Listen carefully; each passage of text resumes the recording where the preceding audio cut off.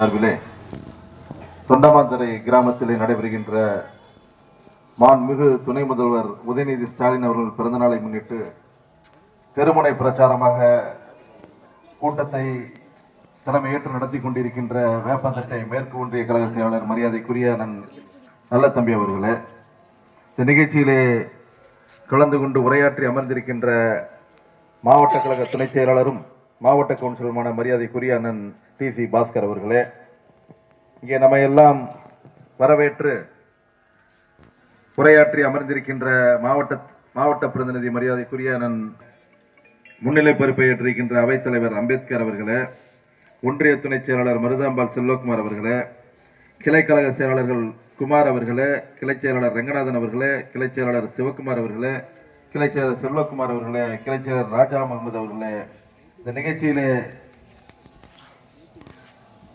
மிக இளம் பேச்சாளராக கிட்டத்தட்ட தமிழ்நாட்டிலே அண்ணன் உதயநிதி ஸ்டாலின் அவர்கள் 182 இளம் பேச்சாளர்களை தமிழ்நாட்டில் இருக்கிற அனைத்து மாவட்டத்திற்கும் இதுபோன்ற கூட்டங்களில் பங்கு பெற செய்து மிகச்சிறந்த பேச்சாளராக வர வேண்டும் என்று வாழ்த்தி அனுப்பியிருக்கின்ற நமது பகுதிக்கு இது 3வது கூட்டமாக பேச இருக்கின்ற தலைமை கழக பேச்சாளர் மரியாதைக்குரிய செல்வ ஜெயந்தி அவர்களே, இந்த நிகழ்ச்சியிலே கலந்து கொண்டிருக்கின்ற ஒன்றிய பெருந்தலைவர் மரியாதைக்குரிய ராமலிங்கம் அவர்களே, ஒன்றிய துணை பெருந்தலைவர் ரங்கராஜன் அவர்களே, மாவட்ட தொண்டரணியினுடைய அமைப்பாளர் அபூர்வா ரமேஷ் அவர்களே, வழக்கறிஞர் அணி துணை அமைப்பாளர் பிரபாகரன் அவர்களே, மருத்துவர் அணியினுடைய துணை அமைப்பாளர் மண்ணின் மைந்தர் டாக்டர் சிலம்பரசன் அவர்களே, ஒன்றிய இளைஞர் அணி துணை அமைப்பாளர் விஜய் கிறிஸ்டோபர் அவர்களே, ஒன்றிய மாணவர் அணியினுடைய அமைப்பாளர் ஹாலித் அவர்களே, தகவல் தொழில்நுட்ப அணியினுடைய அமைப்பாளர் சுல்தான் அவர்களே, ஒன்றிய குழு உறுப்பினர்கள் MK கோவிந்தராஜ் அவர்களே, கீதா ராமகிருஷ்ணன் அவர்களே, இறுதியாக நன்றியுரையாற்ற இருக்கின்ற கிளை செயலாளர் இளையராஜா உள்ளிட்ட அனைத்து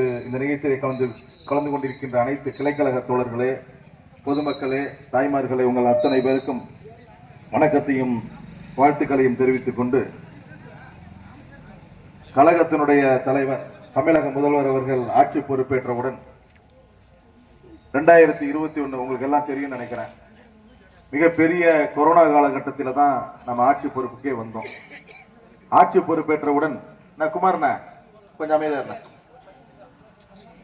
ஆட்சி பொறுப்பேற்றவுடன் பல்வேறு சூழ்நிலையிலே கொரோனாவால் பாதிக்கப்பட்டு நாம் எல்லாம் மிக கடுமையான நேரத்திலே அந்த ஆட்சி பொறுப்பை தமிழக முதல்வர் அவர்கள் பொறுப்பேற்றார்கள்.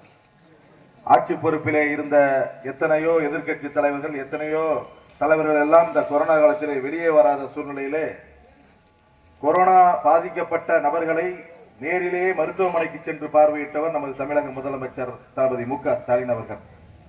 அவருக்கே வயசு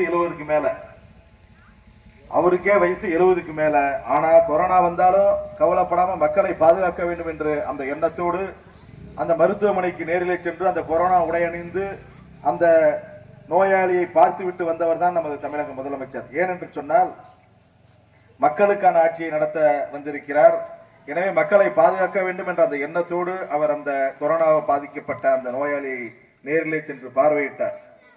அதே போலதான் கொரோனா காலத்துல பள்ளிக்கூடமே போக முடியல, பிள்ளைங்க எல்லாம் என்ன பண்றதுன்னு யோசிச்சாரு. இல்லம் தேடி கல்வி என்ற ஒரு திட்டத்தை கொண்டு வந்து மாணவ மணிகளை அந்தந்த ஊரிலே இருக்கிற ஒரு இடத்திலே வர செய்து அவர்களுக்கு பாடத்தை நடத்தி அந்த மாணவர்கள் தொடர்ந்து படிப்பதற்கு ஏதுவாக இருக்க வேண்டும் என்பதற்காக அந்த இல்லம் தேடி கல்வி என்ற ஒரு திட்டத்தை கொண்டு வந்தார். அதே போலதான் நம்ம ஊர்ல இப்ப பாத்தீங்கன்னா மக்களை தேடி மருத்துவம். வீட்டுல வயசானவங்க வெளியில கூட்டு போக முடியாது, கை கால் வராதவங்க இருப்பாங்க, பிபி வந்தவங்க இருப்பாங்க, சுகர் வந்தவங்க இருப்பாங்க, மருத்துவமனைக்கே கொண்டு சொல்ல முடியாத சூழ்நிலையில இருப்பாங்க. ஒரு காலத்தில் நம்ம மருத்துவமனைக்கு சென்று அந்த மருத்துவமனையிலே நம்ம சிகிச்சை பெற்று வரக்கூடிய காலம் போய் இப்பொழுது மருத்துவர்கள் நேரடியாக உங்கள் வீட்டிற்கு வந்து அந்த மருத்துவத்தை கொடுக்கின்ற ஒரு நிகழ்வாகத்தான் இல்லம் தேடி மக்களை தேடி மருத்துவம் என்ற மகத்தான திட்டத்தை உங்களுக்கு கொடுத்தவர் நமது தளபதி MK ஸ்டாலின் அவர்கள். இதே போலதான் பேருந்திலே பயணம், இலவச பேருந்து என்ற அந்த பேருந்து திட்டத்தை கொடுத்து விடியல் மீட்பு பயணமாக ஒவ்வொரு நகர பேருந்திலும் இங்க இருக்கிற பெண்கள் வேலைக்கு செல்லணும்னா, பெரம்பலூர் போனோம்னா, கிருஷ்ணாபுரம் போனோம்னா, இல்ல வேப்பந்தட்டை போனோம்னா அவர்களுக்கு அந்த இலவசமா போவதற்கு வாய்ப்பு. அதுக்கு மட்டும் இல்ல, எல்லாரும் பெரிய காரியம் போனா உடனே டவுன் பஸ் பார்க்க ஏறி அந்த ஊர்ல போய் இறங்கி வந்துடுறாங்க. எல்லா இடத்துக்கும் காய்கறி வாங்க போகணுமா போயிட்டு வந்துடுறாங்க. இலவசமா பயன்படுற அந்த திட்டம் உங்களுக்கு மிக சேமிப்பான திட்டமாக கிட்டத்தட்ட 800 ரூபாய் 1000 ரூபாய் அளவிலே சேமிப்பாக ஒவ்வொரு மாதத்திற்கும் அமைகிறது. அது உங்களுக்கான விடியல் மீட்பு பயணமா இருக்குது. அது ஒரு 1000 ரூபாய் உங்க கையில இருந்துச்சுன்னா அந்த பணத்தை வைத்து நீங்கள் உங்கள் குடும்பத்தை முன்னேற்றுவதற்கு உதவிகரமாக இருக்கும். அதே போலதான் மகளிர் உரிமை தொகை மாதம் 1000 வழங்கும் திட்டம். மகளிர் உரிமை தொகை என்பது உங்களுக்கான உரிமை தொகை. அந்த உரிமை தொகை நாங்க 1000 ரூபாய் கொடுக்கிறோம் அப்படின்னு சொன்ன உடனே இதெல்லாம் கொடுக்கவே முடியாது, திமுக ஏதோ ஓட்டு வாங்குறதுக்காக கொடுக்கறாங்கன்னு சொன்னாங்க. ஆனா அந்த திட்டத்தை மிகச்சிறப்பாக செயல்படுத்தி 1,15,00,000 பேருக்கு அந்த மகளிருக்கு கொடுத்திருக்கிறோம். இன்னும் கொஞ்சம் பேருக்கு வராம இருக்கு. அதையும் இந்த தேர்தலுக்கு முன்னதாக கொடுத்து விடுவதாக தமிழக முதல்வர் அவர்கள் இந்த செயற்குழுவிலே எங்களுக்கெல்லாம் தெரிவித்திருக்கிறார். எனவே யாரும் கவலைப்பட வேண்டாம். அந்த 1000 ரூபாய் பணம் உங்கள் அத்தனை பேருக்கும் உங்கள் உரிமை தொகையாக வந்து சேரும் என்பதில் எந்தவித மாற்று கருத்தும் இல்லை. அதே போலதான் பல்வேறு திட்டங்கள். உங்க வீட்டில் இருக்கிற பொண்ணுங்க 6ஆம் வகுப்பு முதல் 12ஆம் வகுப்பு வரை படிக்கிற பெண்கள் பிள்ளைங்க அவங்க கல்லூரியில் படிக்கும் பொழுது BA BSc BCom படிக்கும் பொழுது அரசு பள்ளியிலே படித்த மாணவர்களுக்கு 1000 ரூபாய் தரன்னு சொல்லி அந்த பெண்களுக்கெல்லாம் கொடுத்தாங்க. ஆனா இப்ப அரசு உதவி பெறும் பள்ளி அதாவது இந்த பகுதியில் இருக்கிற அரசு பள்ளியில இல்லாம அரசு உதவி பெற பள்ளிலாம் இருக்கு. அந்த பள்ளியில படித்த மாணவிகளுக்கு மாதம் 1000 வழங்கும் திட்டமாக புதுமை பெண் திட்டத்தை வழங்கி நமது பெண்கள் கல்லூரி படிப்பை படிக்க வேண்டும் என்பதற்காக அந்த திட்டத்தை உங்களுக்காக கொடுத்தவர் நமது தமிழக முதல்வர் அவர்கள். அதே போலதான் நீங்க பொண்ணுங்களுக்கு மட்டும்தான் கொடுப்பீங்களா, பசங்க நாங்கெல்லாம் கஷ்டப்படுறது தெரியலையா அப்படின்னு கேட்டாங்க. உடனே உங்களுக்கும் அந்த திட்டம் வரும் என்று தமிழ் புதல்வன் என்ற திட்டத்தை இந்த ஆண்டிலிருந்து உங்களுக்காக கொடுத்தவர் தான் தமிழக முதல்வர் அவர்கள். அதனால் மாணவர்களும் அதிக அளவிலே படிக்கக்கூடிய ஒரு வாய்ப்பை ஏற்படுத்தி கொடுத்தவர் தான் தமிழக முதல்வர். 5ஆம் வகுப்பு முதல் 1ஆம் வகுப்பு முதல் 5ஆம் வகுப்பு வரை மாணவர்கள், ஆரம்ப பள்ளி மாணவர்கள் எங்களுக்கு ஓட்டு போட போறாங்களா? அவங்க 18 வயசு ஆனாலும் ஓட்டு போட போறாங்க. ஆனா அவங்களுக்கு திட்டம் காலை உணவு திட்டம். வீட்டுல இருக்கிற தாய்மார்கள் வேலைக்கு போயிடுறாங்க, அவங்களுக்கு சாப்பாடு கொடுக்காம நீ மதிய சாப்பாடு சாப்பிட்டுக்கடான்னு சொல்லி அனுப்பி விட்டுறாங்க. இதை பார்த்த தமிழக முதலமைச்சர் ஒரு பள்ளிக்கு செல்லும் பொழுது காலையில சாப்பிட்டியாப்பான்னு கேட்கிறாரு. சாப்பிடலைங்க யாருன்னு சொல்றான். ஏன் சாப்பிடல? எங்க அம்மா வேலைக்கு போயிட்டாங்க சாப்பிடலன்னு சொல்லியிருக்கான்.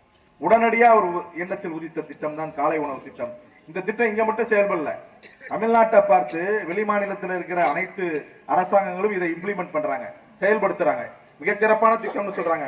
கனடாவில இருந்து வந்த அதிபர் இந்த திட்டத்தை பார்த்து அவர் நாட்டில் போய் இந்த காலை உணவு திட்டத்தை செயல்படுத்தி இருக்கிறார்.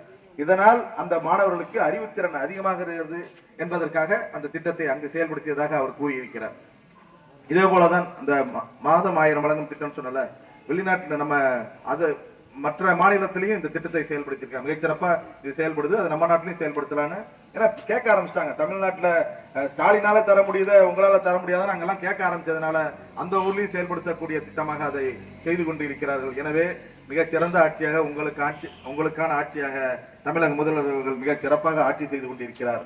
அவர் வழியிலே வந்த நமது உதயநிதி ஸ்டாலின் அவர்கள் சட்டமன்ற உறுப்பினராகி மிக கடுமையாக உழைத்து மக்களுக்கான பணியை செய்து ஒவ்வொரு தேர்தல் கிட்டத்தட்ட 9 தேர்தலில் அவர் தேர்தல் பிரச்சாரம் செய்து மிகச் சிறப்பான தேர்தல் வெற்றியை தந்து அவர் ஒரு மாநில அமைச்சராக, ஒரு விளையாட்டுத்துறை அமைச்சராக பொறுப்பேற்றார். உடனே நீங்க உங்க பையனுக்கு கொடுத்துட்டீங்க எல்லாம் சொன்னாங்க. ஆனா அது கவலையே பண்ணல. விளையாட்டுத்துறை அமைச்சரான உடனே அவர் மிகச்சிறந்த விளையாட்டு போட்டிகள் செஸ் ஒலிம்பியாட் என்ற ஒரு போட்டியை மகாபலிபுரத்தில் இந்தியாவில் எந்த மாநிலமும் நடத்த முன்வரல. தமிழ்நாடு நாங்க நடத்துறோம், 3 மாதத்தில் செய்து காட்டுகிறோம் என்று செய்து அந்த செஸ் ஒலிம்பியாட் என்ற ஒரு மிகச் சிறப்பான திட்டத்தை செய்து காட்டியவர் நமது தமிழக முதல்வர். அதே போலதான் இப்ப கார் பந்தயம், ஃபார்முலா கார் 4 என்ற அந்த கார் பந்தயத்தை மிகச் சிறப்பாக நடத்தி காட்டியவர். நான் முதல்வன் திட்டம் யாருக்குமே இந்த எண்ணம் வரல. எல்லா பிள்ளைங்களும் நம்ம வீட்டில் இருக்க பிள்ளைங்களாம் BCom BE படிச்சிடறான், டிப்ளமா படிச்சிடறான், ITI படிச்சிடறான். ஆனா அவனால வேலைக்கு போய் இன்டர்வியூ அட்டன் பண்ண முடியல. என்ன பண்ணலாம்னு யோசிச்சாரு. உடனடியா நான் முதல்வன் என்ற திட்டத்தை கொண்டு வந்து அவர்களுக்கான வேலை வாய்ப்பு பயிற்சியை கொடுத்து அந்த நான் முதல்வன் திட்டத்திலே வேலைக்கு போகக்கூடியதுக்கு என்னென்ன தேவை, இன்டர்வியூக்கு என்னென்ன தேவை, அவர்களுக்கு பயிற்சியை கொடுத்து அவர்கள் வேலை வாய்ப்பை வெளிநாட்டிலும் அதே போல அந்த தொழிற்சாலையிலும் வேலை பெறக்கூடிய ஒரு திட்டத்தை தான் நான் முதல்வன் திட்டமாக உங்களுக்கு கொடுத்தவர் நமது தமிழக துணை முதலமைச்சர் அவர்கள். ஏன் சொல்றேன்னா, உங்களுக்கான மக்களுக்கான திட்டத்தை பார்த்து செய்யக்கூடிய அரசாக திராவிட முன்னேற்ற கழக அரசு இருக்கிறது. இந்த ஊரை பொறுத்த வரைக்கும் ராமகிருஷ்ணன் தொடர்ந்து ஒன்றிய செயலாளரும் என்னிடம் நேரிலே வந்து இந்த ஊருக்கு அது தேவை இது தேவை அவர் விளையாட்டுக்கு சொல்லுவாரு. ஏங்க உப்பு மிளகாய் சீரகத்துக்கு ஏதாவது ஏற்பாடு பண்ணுங்க பாரு, அது விளையாட்டுக்கு தான் சொல்றாரு. ஆனா அவரோட அடிப்படை நோக்கம் இந்த ஊருக்கு நம்ம கவுன்சிலரா இருக்கோம், இந்த பகுதிக்கு நம்ம ஏதாவது கொண்டு வரணும், நாளைக்கு மக்களை நம்ம சந்திக்க வேண்டும், சட்டமன்ற உறுப்பினர் நமது ஆட்சி இருக்கிறது, என்னென்ன திட்டங்கள் எல்லாம் கொண்டு வர வேண்டுமோ அது அத்தனையும் கொண்டு வர வேண்டும் என்ற முயற்சி செய்து இந்த பகுதியில் இருக்கிற நிர்வாகிகள் எல்லாம், குமாரண்ணா கூட வருவார், கூட குமாரண்ணா வராம இல்லாம அவர் வந்ததே கிடையாது என் வீட்டுக்கு. 2 பேரும் ஜோடி மாதிரி தான் 2 பேரும் வந்துட்டு இருப்பாங்க. அதனால மிகச்சிறந்த இந்த நிர்வாகிகளை நீங்கள் பெற்றிருக்கிறீர்கள். உங்கள் பகுதிக்கு இன்னும் 2 ரோடு தான் வர வேண்டியது இருக்கு, அதையும் கேட்டுக்கிட்டே இருக்கேன். பாருங்க இந்த மாதிரிதான் 2ன்னு சொன்னாரு, அப்புறம் 4ன்றாரு. ஏதோ 2 போறேன். அதனால இந்த பகுதிக்கு என்னால் இயன்ற அளவுக்கு இந்த பகுதிக்கு நாங்க மத்திய அமைச்சர் அண்ணன் ராசா அவர்கள் இருக்கிறார். தொடர்ந்து இந்த பகுதிக்கு இந்த பகுதியில என்னென்னலாம் செய்ய முடியுமோ அத்தனையும் நான் பேசிட்டு அப்புறம் நீங்க குறையெல்லாம் அப்புறம் சொல்லலாம். உட்காருங்க. ஆனால் மத்திய அமைச்சர் ராசா அவர்கள் இந்த பகுதிக்காக பல்வேறு திட்டங்களை கொண்டு வந்தவர். அவர் பிரதிநிதியாக நான் இங்கே இருக்கிறேன். என்னால் இயன்ற அளவுக்கு கடந்த ஆட்சியை விட எவ்வளவு செய்ய முடியுமோ, அவங்க 10 வருஷம் இருந்தாங்க, ஆனா நாங்க 5 வருஷத்துல என்னென்னலாம் செய்ய முடியுமோ அத்தனை திட்டங்களும் இந்த ஊருக்கு கொண்டு வந்திருக்கிறோம். உங்களுக்கு நன்றாக தெரியும். பஸ் வசதி வேண்டும் என்று அவர் கேட்டிருக்கிறார். என்னென்ன பஸ் வசதி என்ன வேண்டும் என்று எனக்கு எழுதி கொடுங்க. நமது போக்குவரத்து துறை அமைச்சர் சிவசங்கர் அவர்கள் இருக்கிறார். என்னால் இயன்ற அளவுக்கு பழைய பஸ், நிறுத்தின பஸ், அதிமுக ஆட்சி காலத்தில் நிறுத்த பஸ் இப்ப கொண்டு வர முடியாது. ஒருவேளை அது வேணும்னா புதுசா பஸ் வரப்போகுது, வரக்கூடிய காலத்துல அதை கண்டிப்பாக நாங்கள் திட்டி தருவதற்கு முயற்சி செய்வோம். எனவே நீங்க தொடர்ந்து திராவிட முன்னேற்ற கழகத்துக்கு ஆதரவாக இருக்க வேண்டும். தளபதி உங்களுக்கான ஆட்சி நடத்தி கொண்டிருக்கிறார், மக்களுக்கான ஆட்சி நடத்தி கொண்டிருக்கிறார். உங்களுக்காக உழைக்கக்கூடிய சட்டமன்ற உறுப்பினர் நான் இருக்கிறேன். இந்த பகுதியை மிகச் சிறப்பாக வழிநடத்தி கொண்டிருக்கின்ற மத்திய அமைச்சர் ராசா அவர்கள் இருக்கிறார். எனவே தொடர்ந்து திராவிட முன்னேற்ற கழகத்துக்கு ஆதரவாக இருக்க வேண்டும் என்று கேட்டுக்கொண்டு வாய்ப்பிற்கு நன்றி தெரிவித்துக் கொள்கிறேன். நன்றி, வணக்கம்.